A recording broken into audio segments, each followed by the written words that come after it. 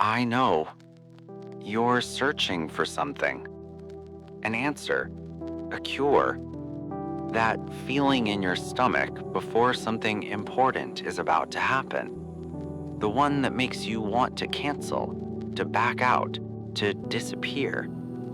That tightness, that weight. You call it fear. It's not. You've been reading the signal backwards this whole time. You know the feeling I'm talking about. It's not just before the big things. It's Sunday night, Monday morning, sitting there like a weight you can't lift. It's carrying a weight no one else can see. It's that gap between what you feel and what you can explain. Mind spinning through every possible version of tomorrow. And the worst part, you can't even explain why.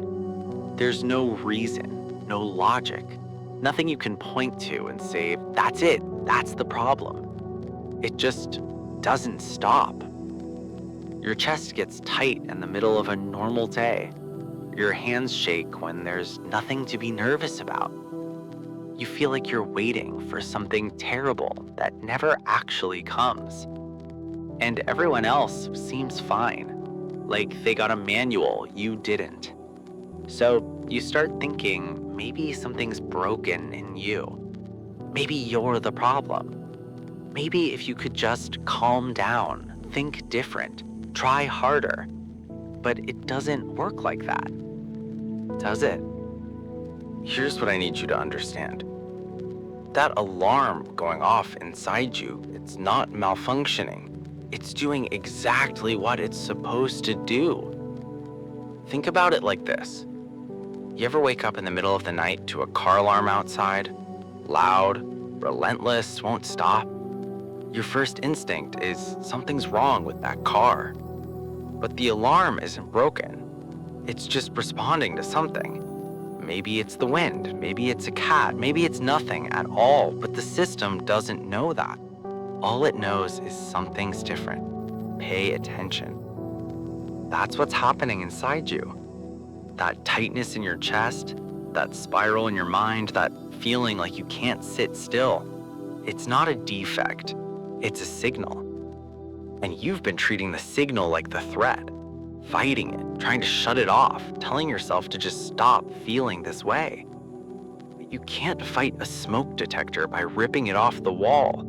You have to figure out what it's trying to tell you. And here's the part that changes everything. Most of the time, the alarm isn't going off because something's wrong. It's going off because something's about to be right. Because you're standing at the edge of something unfamiliar. And unfamiliar doesn't mean dangerous, it just means new. But your body doesn't know the difference between new and threat. So it treats growth the same way it treats danger. That's why the biggest anxiety doesn't come when things are falling apart. It comes right before things fall into place. You've probably noticed something. The anxiety gets worse right before something good. Right before a conversation that could change things. Right before you're about to try something that actually matters to you. Right before a door you've been staring at for months finally cracks open. And your body goes into full panic mode. Heart racing, mind spinning, every part of you screaming, turn back. It feels like a warning, like your nervous system is telling you, don't do this, stay where it's safe. But that's the trick. It's not keeping you safe, it's keeping you stuck. Because here's what your body doesn't understand. The thing that feels safe, staying small, staying quiet, staying in the pattern you know, that's the actual threat. Not to your survival, to your life. Every time you back away from the thing that makes you anxious, you're teaching your system, yes, this is dangerous, don't go near it. And the alarm gets louder. So next time, it's worse. The chest gets tighter, the thoughts get faster, the weight gets heavier. And you think, see, I can't do this. But the truth is simpler than that. you've been reading the signal backwards. The anxiety isn't telling you to stop.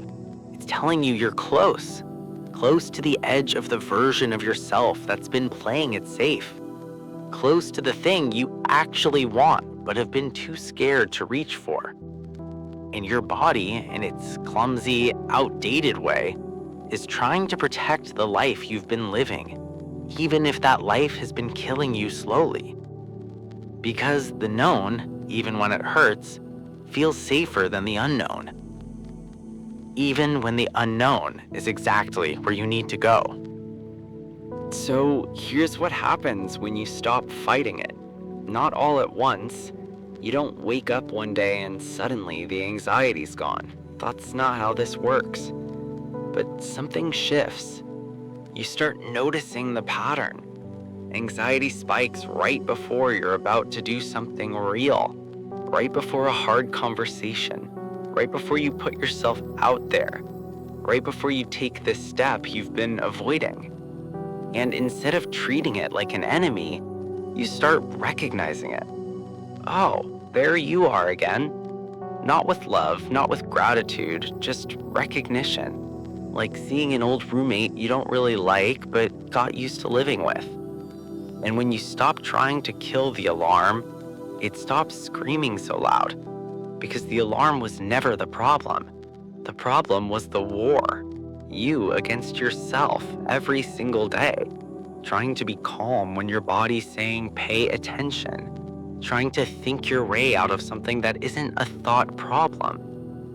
And the moment you stop that fight, the moment you let the feeling exist without needing to fix it, control it, or make it go away, something cracks open. Not peace, clarity. Because now, for the first time, you're not spending all your energy trying to kill the signal. You can actually hear what it's pointing at. And most of the time, it's pointing at the exact thing you've been too afraid to look at. The conversation you need to have. The boundary you need to set. The thing you need to walk away from. The thing you need to walk toward. The version of your life that's been waiting on the other side of the fear.